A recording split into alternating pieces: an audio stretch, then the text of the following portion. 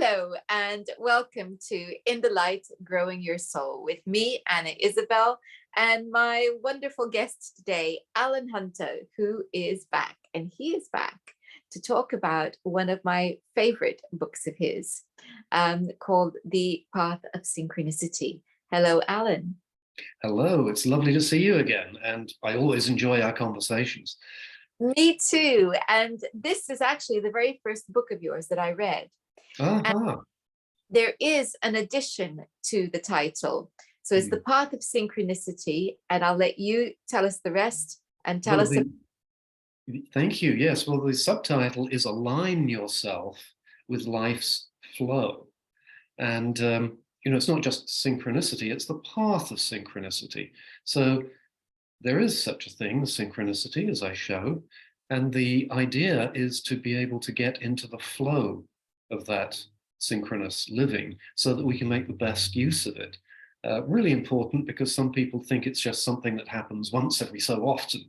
Synchronicity, bam. And other people say, well, that's just dumb luck. But actually there is a path that we can follow to get there so that these synchronicities keep happening. But they can't keep happening if we don't take the path and if we're not looking to see what's turning up. So that's why it's called as it is. Well, as an astrologer, obviously synchronicity is part of life for me. But I think it might be nice for you to tell us in your mind whether you see a difference between synchronicity and omens and signs.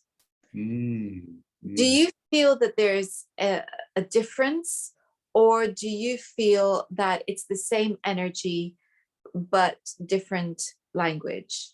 Very good question. Obviously, I can only give my opinion, and my opinion is that these are all the same dialogue with of the universe with us, and different versions of it. Sometimes I think of omens and signs as, well, signs are sort of reassuring. You get a little sign that says, oh, okay, this is right. An omen can be something much bigger, where you get perhaps an overpowering feeling that this is something to pay attention to. That's my definition of it. And both of these, I think, are subsumed as part of the whole business of synchronous living, the synchronicities that exist in life. And I have a famous quotation that I found from Frederick Buchner, who was a Harvard theologian. And he put it beautifully. He said, when you look into the world, he said, either everything is significant or nothing is significant. There's no in between. You can't cherry pick, oh, that's significant and that isn't. So what he suggests was that there is some force that we are part of. We can choose to ignore it if we wish. We can choose to discount it if we wish. But perhaps one of the most sensible things to consider is that the force, whatever you want to call it, is always there. It's always happening. And we have to pay attention, otherwise we'll miss half of it. And it's true, we do have to pay attention, or we will miss it. And my experience is that when things begin to happen, if we discount them, they just get louder and louder until we can't ignore it anymore. Yes. It's like the force, as you've described it, starts shouting at us in ever louder terms. So align yourself with your life's flow. How? Well, the first thing to do is to realize that there is a flow. And when you do that, the first thing you say, oh, there is a flow, which is going through life that is using us. And the moment you recognize that it is using us for whatever the divine purposes might be, then the ego begins to shrivel just a little bit. It's no longer a case of me, I can do this, I'm lucky, I'm privileged, I've got all these qualifications. It's not about me anymore. It's about what the flow is inviting us to do and contribute. And it's really about contributing. We've been given gifts, all of us, and now is our opportunity, when we've realized that, to say, oh, how am I required to give them back? We don't really get to choose that. You get to say, oh, well, I think I'll give back if I'm a multi-millionaire with a very large house and several cars. No, perhaps synchronicity, perhaps the flow has slightly different, better plans, more humanitarian plans for you. So we have to listen. Yeah. That's a very challenging notion nowadays. The idea that it's not up to us, it's up to a greater force, and that that greater force is making use of us. I think, Alan, you're going to have to do a bit of explaining. Well, some people don't believe in a greater force, and others have experienced it so strongly. And I write about instances in my life and other people's lives where it has just been so strong that one cannot, in all conscience, ignore it. But when you encounter this flow of life, we have three options. The first is we can deny it. Say, it doesn't exist. It doesn't exist. The second is we commercialize it. And we see that very readily in our world today, where people have risen meteorically to the top of the income pool because they happen to be in the right place at the right time, because they happen to buy the right stocks at the right time. And for some of them, they say, well, this is great. It's all about them. And then the third possibility is when we realize there is a flow that requires us to give back to this world, because we've been given so much, really. Life is not a small gift. Then we have to follow that and say, and ask these questions and say, all right, now, what is it that needs to be done that I can do, rather than what anybody's asking me to do? I think both as a therapist and as an astrologer, this is something that I feel is hugely important. Yes. Because as a therapist, it's part of the healing process to understand why things are happening and what we can do, what we can learn from those experiences, so that it ceases to be a situation in which things happen to me,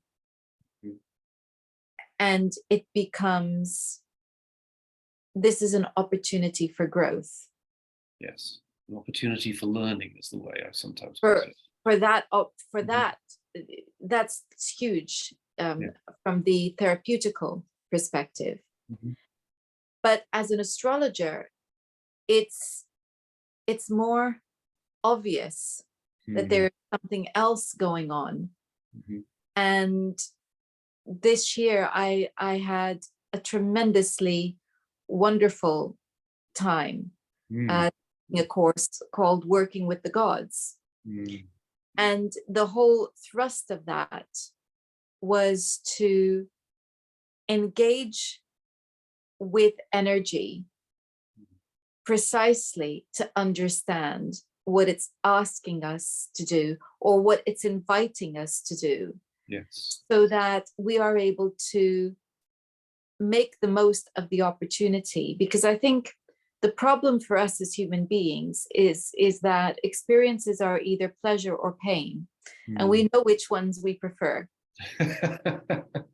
And so it's about avoiding the pain, and everything is fine as long as we've got the pleasure. The minute we get the pain, then obviously we want to avoid it. We don't enjoy it. And I think it's a huge thing to be able to say, this is happening for a reason. What is it? And then, funnily enough, when we learn to do that with the pain, we can do the same with the pleasure. We can say, oh, this is happening for a reason too. Mm-hmm. And it's not because I've been a good girl or a good boy and I'm getting a pat on the back. It's Mm-hmm. because there's an opportunity here. Mm-hmm. Yes. And I love the word contribute, because I feel that that is exactly what we are here to do. It's to contribute. Mm-hmm. And either we're going to contribute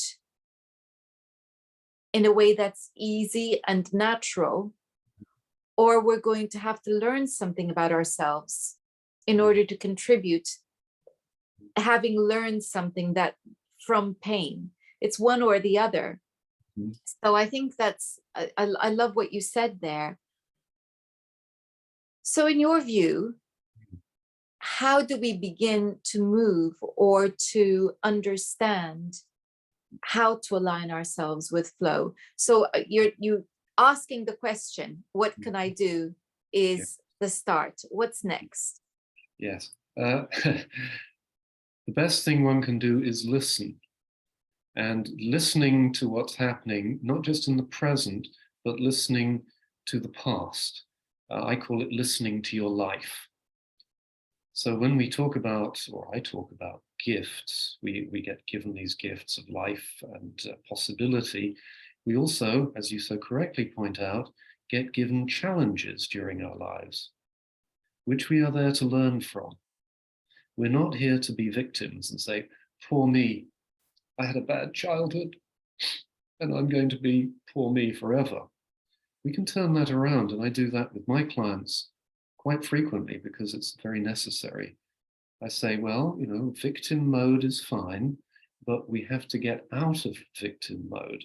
And when we get out of victim mode, we say, what have I learned from this? So the person, for instance, with a bad childhood, and I've seen this so many times with my college students as well, the person with a bad childhood is going to come out usually with a pretty profound sense of what childhoods shouldn't be like, which is a huge gift.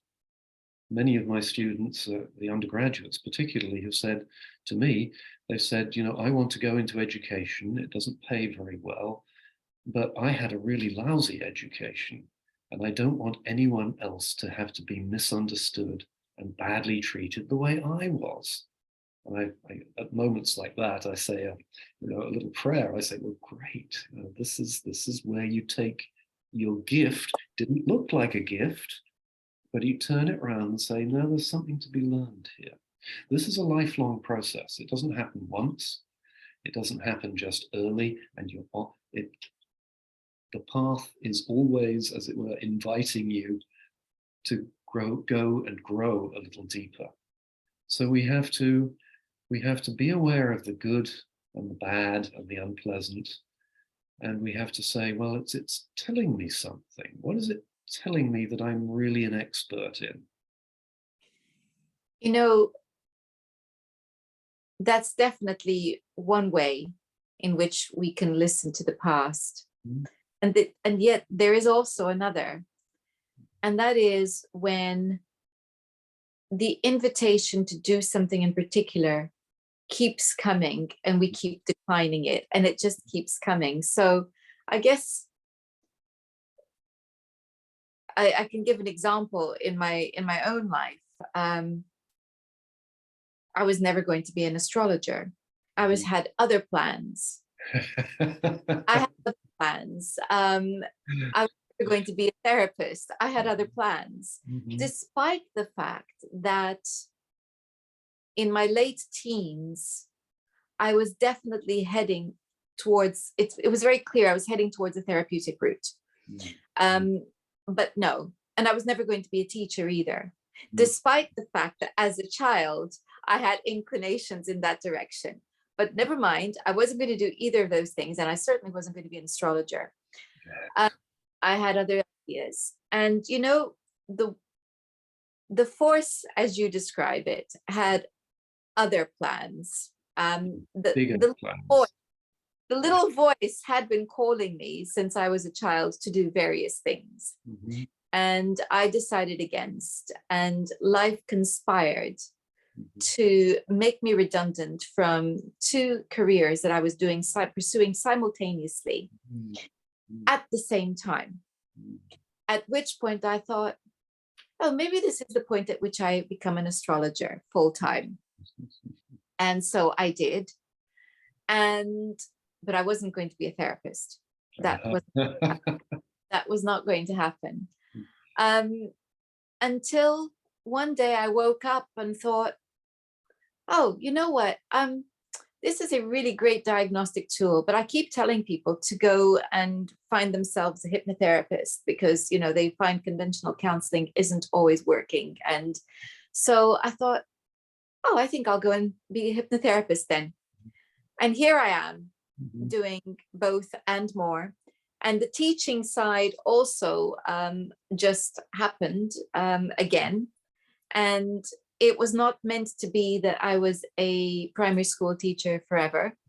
But teaching is such a part of everything I do. Yes, it is. It is. And so listening to the past can also come in that way, where we have that little voice that's nagging us going, do this. And we go, no, I don't think so.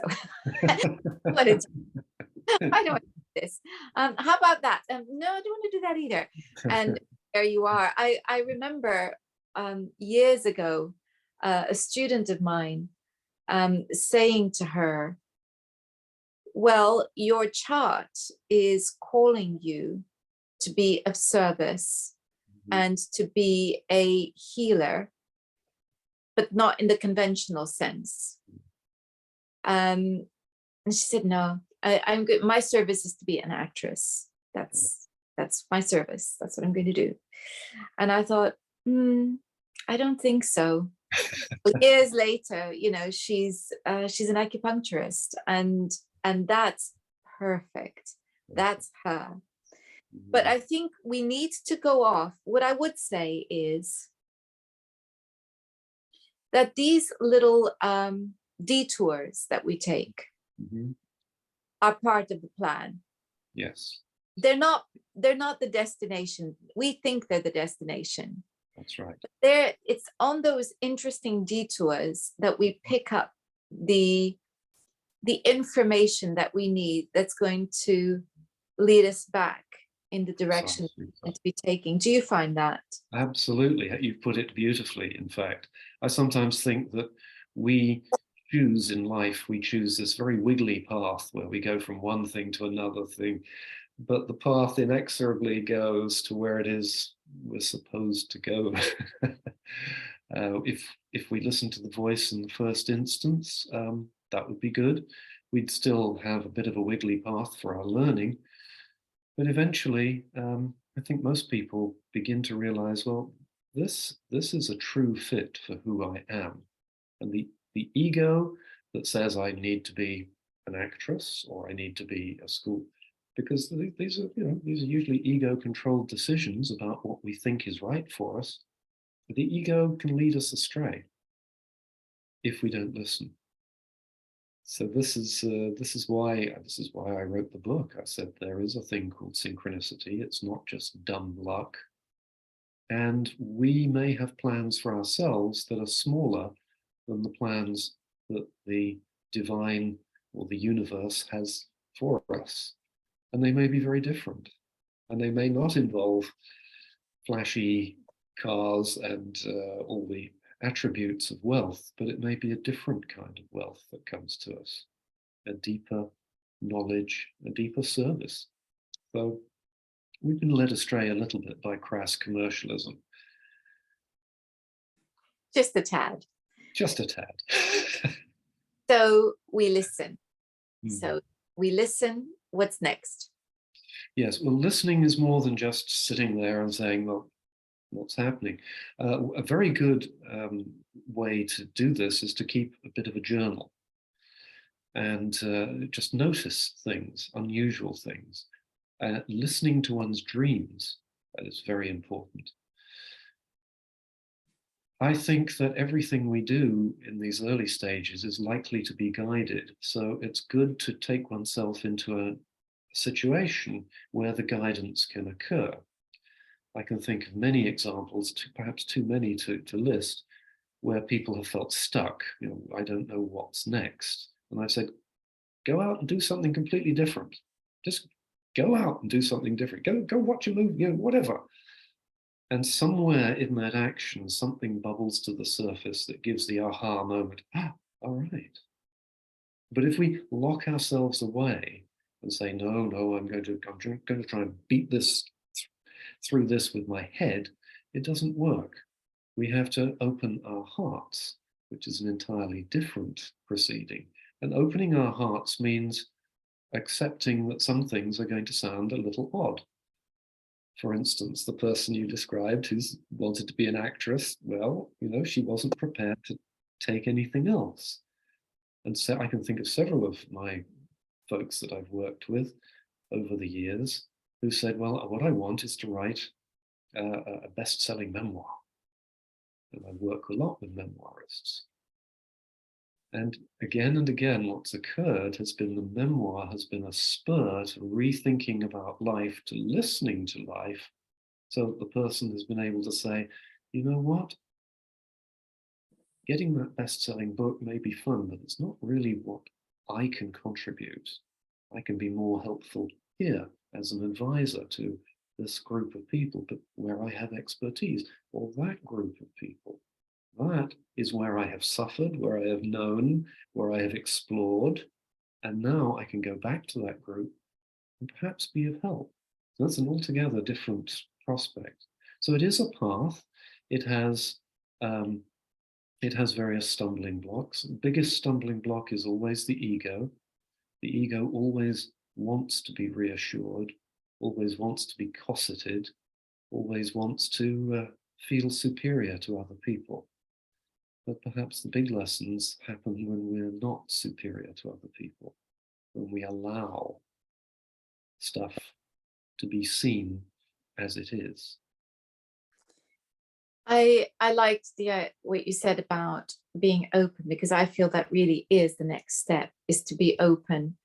And I like the idea of the journal, of the quiet, that moment of quiet that we need to take to open our minds to things, because I find that there is nothing better for remaining stuck than fixating on a particular path or a particular route. Yes. It's when we become open to other routes, yes, to a destination, that the magic begins to happen. Yes. But if we say it has to be this way, then we are going to get into trouble. Yes, because we're going to miss the signs. We're not listening. We're closed off. We're not listening. Yes. So I think that's really very important. And you were talking about how by going off to do something else, it loosens things up. And that's absolutely true in so many ways. But it's also by taking other types of detours and going to do something else that we stumble across the thing that's going to unlock the door that we've been busy trying to push open and has remained tightly shut.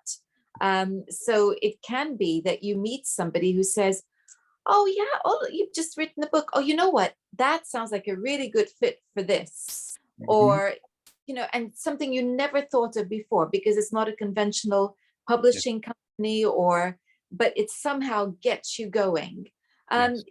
This is how it's about making connections. When we stay open, we're making connections. We make connections because we are inspired, or we literally make connections by meeting people. It's any number of ways, but being open helps us to make connections. And it's been by making the connections that we help ourselves to help the story unfold. Absolutely, absolutely. Being open, though, is not something that one accomplishes in a moment, it seems to me. In the book, I list basically 8 barriers to being in the flow, and I'm sure there are many more, but these 8 sort of interweave quite nicely. And some of the barriers that stop us seeing possibilities, being alert or even mildly aware of possibilities, these are deep rooted. I mean, I think one of the things that many of us stumble with, for instance, is the language we use. We describe ourselves in certain ways. We describe our situations in certain ways, and sometimes those are very self-deprecating, which is a pleasant thing, I guess, except that we often begin to believe, oh, just my luck. So your luck is always bad. What are you telling yourself? What is the language that we're using here? We're surrounded by advertising that wants to belittle us, wants to tell us that we're not good enough unless we have all. That's a language too. So the language we use when we describe ourselves to ourselves can be very damaging. It can keep us stuck. Where did that language come from? Well, it came from places that normally would seem like they were very helpful. Parents. Parents will say, oh, you've always been the imaginative one. And sometimes when they say imaginative, what they mean is hopeless dreamer. And that weighs on us because, we believe what our parents, our elders say of us. Sometimes they say, "Oh no, you're not the sort of person who," and we have a feeling that perhaps they're not right about. We don't believe this stuff. Okay, I'll give you a silly example. Uh, if if you go well, if you go to an event like, I don't know, a wedding or something like that, where there is dancing,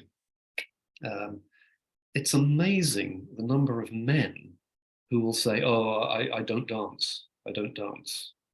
And all the women are saying, "Oh, come on, let's dance." And they wind up dancing with each other because the men say, "I don't dance." What are men telling themselves? I've often been the only guy out on the dance floor having a whale of a time, and I'm thinking, why are these fellas standing around here with their beards being very manly? The language they've internalized is that men are a certain way, and that includes not dancing. Well, goodness me, what a lot of fun they're missing. Who told them that? Who made them believe that? Was it friends? Was it a peer group? Was it family? We all love our families to a greater or lesser degree, our peers, our friends, and yet sometimes these can be the very forces that keep us stuck in a certain way of thinking. If we're not opening our thinking, we can't really be fully conscious of the shape of our lives that is unfolding, and therefore of the flow of synchronicity. And once we feel that flow, we begin to notice little reminders along the way. Oh, okay, that's good. Oh, like you said, that's a bit of an omen. Oh, yes, that's telling me something. What's it telling me? It's telling me life is okay. And sometimes the signs just say no. Sometimes they say I was that. thinking, I was thinking also of how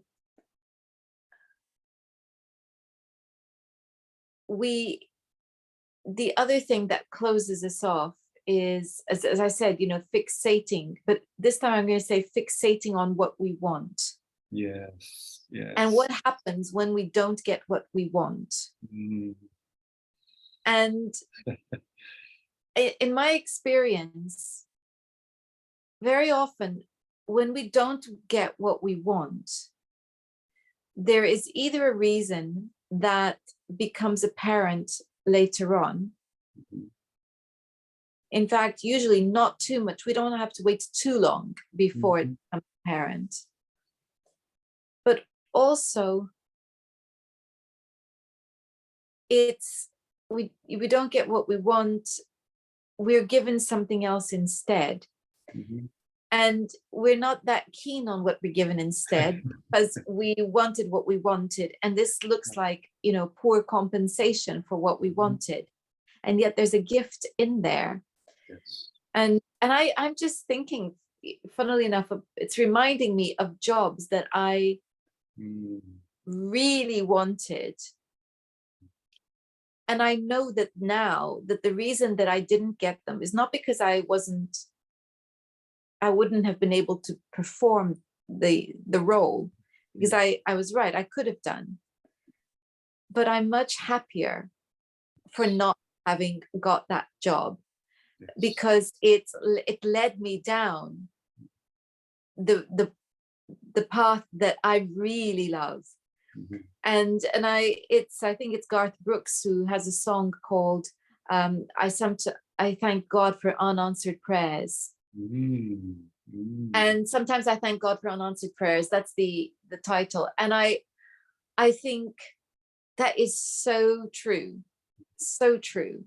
Those unanswered prayers, if we understand, if we stay open and say, oh, okay, so what next then? Yes. Yes. We're back to the question, what am I supposed to do? Or, what? And I think that that's very creative. That's a very creative thing that we could be doing. And that's what stops us getting stuck. So it's, again, being open means that as well. Yes, it does. That's just a wonderful example of the job that we know we can do, that we want, and yet is somehow denied us. And then later on we discover, oh, of course I could do it. But would it have been the thing that really made me blossom, made me happy? And often in my own experience, I look back on some of the job interviews I went to and thank goodness failed to get. I say, yes, I could have done that job. I could have gone to that high grade university and taught English literature, which is my discipline.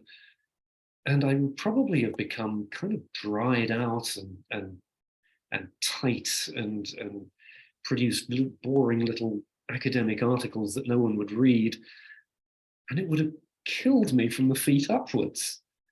And so I look back on those things and say, yeah, that was a close thing. I'm glad they didn't accept me. I think looking back at some of those jobs, they would have given me the confidence boost, or the ego boost that I was seeking. But I would have been, I now know, utterly miserable in that environment. And I'm so much happier because I'm freer for not having got those jobs. And there's so many things we can all look back and yes, that would have been a bit of a disaster, actually. I'm really glad. So I think it's kind of turning around the what if question. What if I had done the what ifs, though, are when we don't answer the invitation. The invitation is there and we didn't take it, and we're not very happy. What if I had done that? What if I had taken that opportunity, that path that I didn't take because I didn't really value it at the time? Well, you know what? Perhaps it's not too late. I don't think it's ever too late. Yes. So this is exactly what it is. It is, I think, the struggle that we're all faced with. I mean, many people, many of my students, for instance, they think I'm going to go to college. My parents have told me I'm going to get a degree in accounting or be a police person or whatever. And then that'll be it. That'll be my job set for life. That'll be my career. I'll meet someone, I'll have kids or not have kids.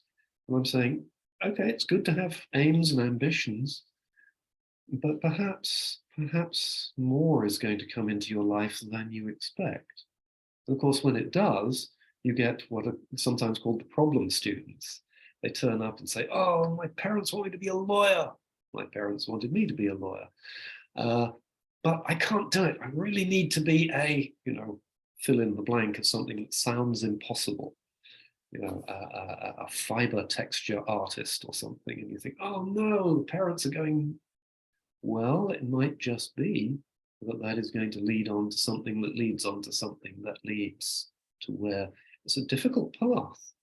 It's not as certain as signing up to be a police person or a firefighter or whatever, but it might just be exactly what's needed. And so, yes, we should give thanks, stay open, listen, and watch out for these stumbling blocks. Again, parents who say, you really have to do this, or friends who say, you're nuts to do that. And when we start to pay attention to what we ourselves feel is authentic, is real, we'll notice plenty of other folks have gone that route, and plenty of other folks have come to some really personally and spiritually uplifting places as a result. I was reading Jerry Saltz the other day, the great art critic in the New Yorker, and he's very entertaining. But he spent the first part of his life thinking he was going to be a great painter, and he did all this art and all these paintings, and he thought they were wonderful, and maybe they were, and he had a gallery, and then one day it just wasn't working for him anymore. It just he couldn't, but he wanted to be in the art world. So he got a job driving trucks laden with art between museums. He thought, well, I'm still in the art world. And then at the age of 40, which is comparatively late, considering he never really considered doing any writing at all, someone said, here, go to this gallery and be the art critic. And he said, okay, I'll do it. So he wrote something very conventional. And they said, fine, printed it. He did that for a couple of years. And then one day, they said, go to this gallery and critique it. He said, I don't know anything about this. I don't know. I just go and do it. And he went. And when he came back, he said, I just write from my heart what I feel. And he wrote this piece. And that was when everything changed for him.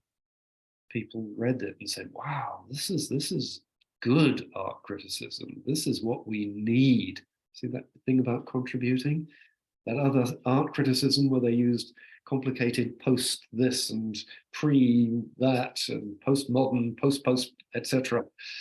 He said this came from the heart, and suddenly he was doing what was necessary, bringing the world of art to people. He wasn't painting it. He was doing something perhaps even more valuable. He was illuminating the road ahead. And I think that's what synchronicity calls on us to do. Strangely enough, the motto of my old university was Dominus Illuminatio Mea, God or whatever, illuminate me. And I'm saying, okay, but also if I'm illuminated, then I can help to light the path perhaps for others, or at least shed some light. That's what we're here to do, not to make ourselves wealthy or famous. I think the key to what you said was about opening a heart and following the heart, because ultimately that's what we're talking about. Yeah. That voice, is about following the heart. And it's almost, I know that we do have some parents who are not thinking about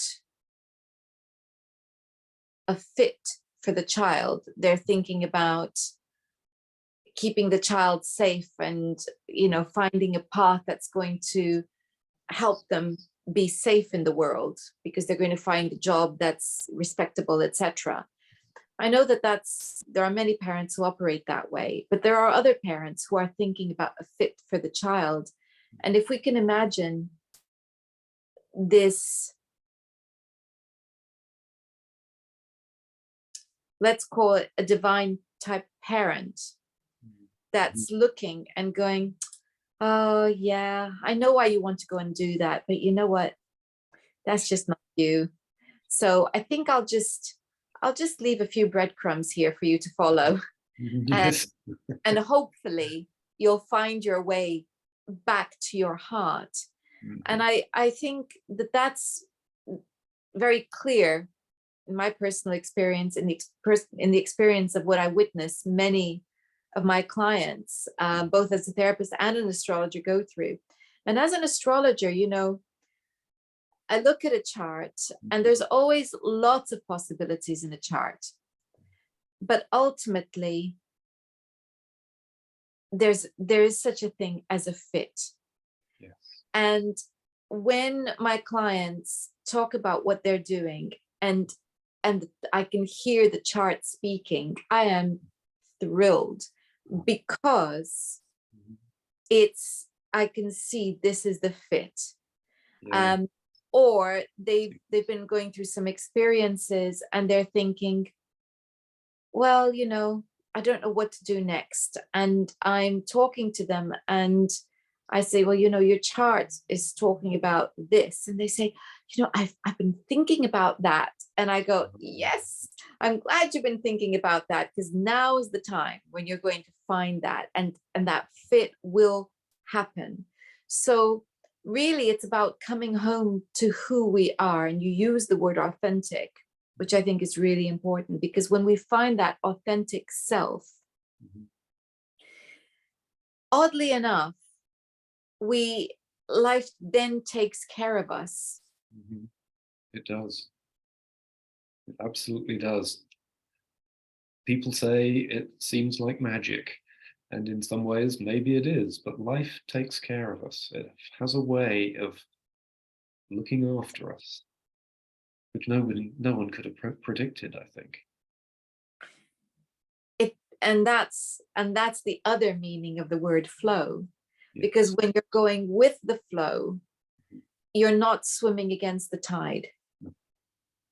You're not pushing against the current. You're letting yourself cooperate with the world. And I use the word cooperate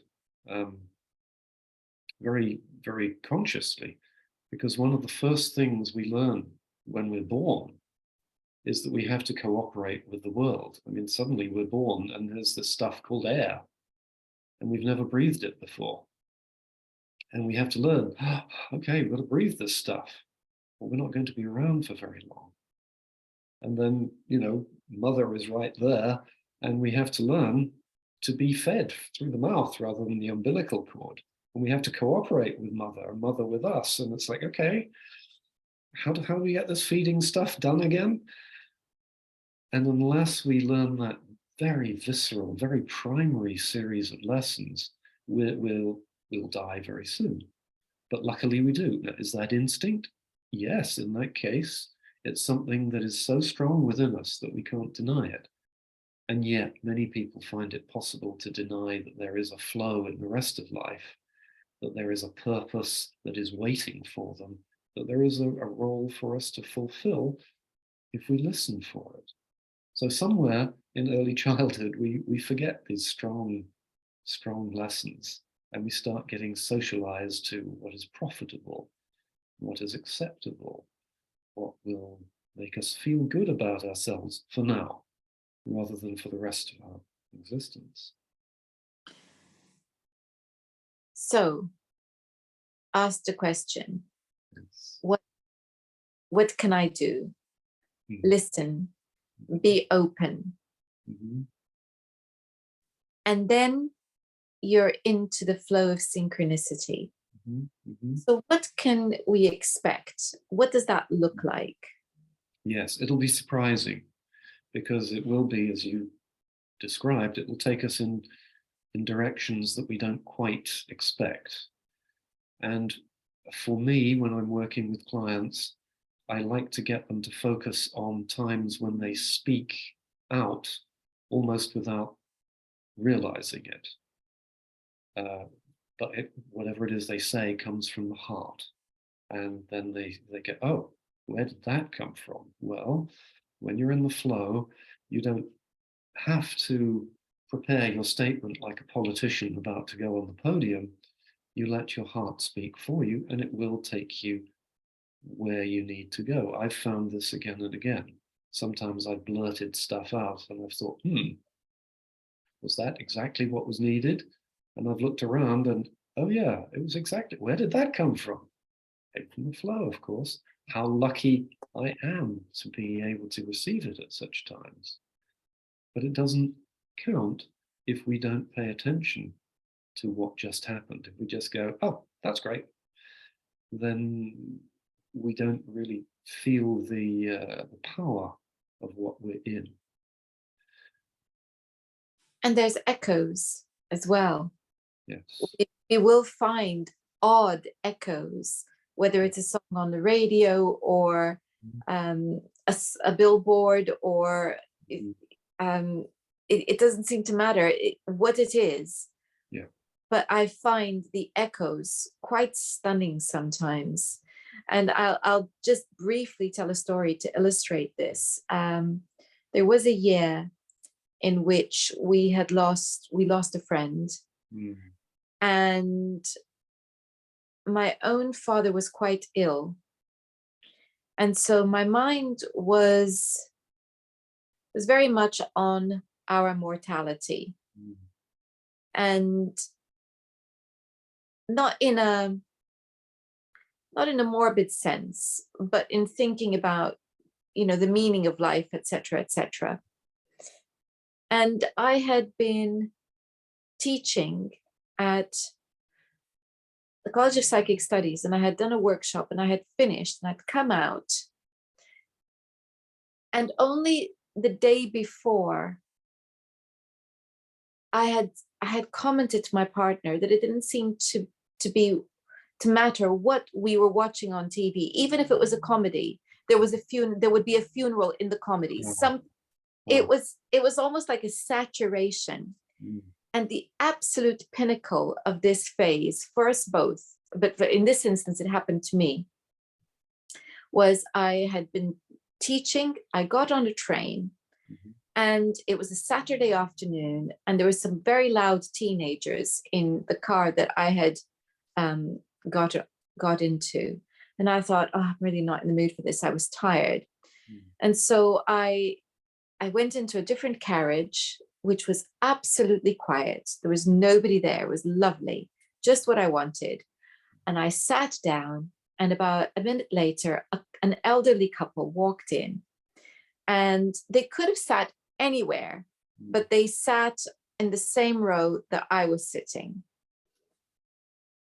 And before I know it, she's picked up her phone, and she's giving somebody the news that somebody that they knew had just passed, had just died.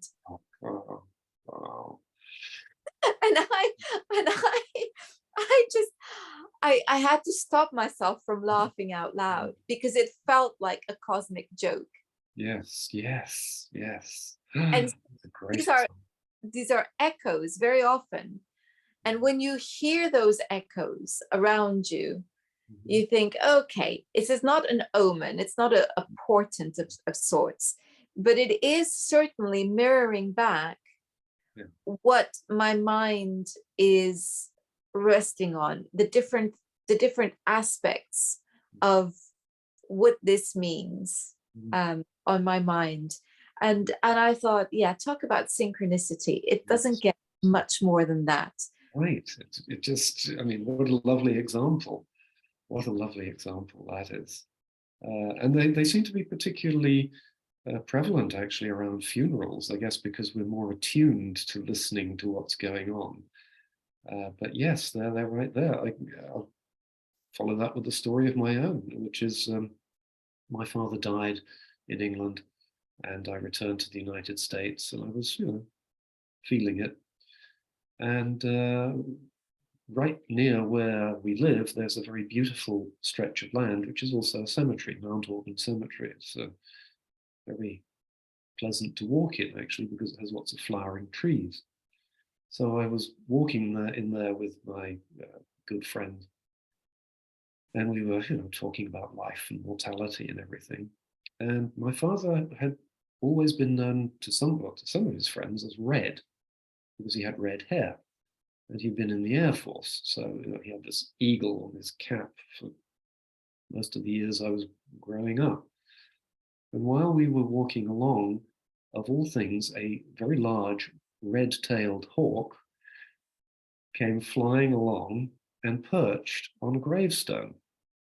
And the name of the gravestone was Grieve. Grieve, grieve, which is what I was doing. I was grieving. And I thought, this is strange. And the hawk was on the gravestone, and I was able to walk up to it. I was within about 7 or 8 feet. And I thought, I don't want to upset it. And it just sat there and looked at me. And I thought, well, there is something happening there. Now, you can interpret it in many, many ways. A visit from a bereaved soul come to reassure me, a nudge from, but what was happening was very powerful. It was powerful to me.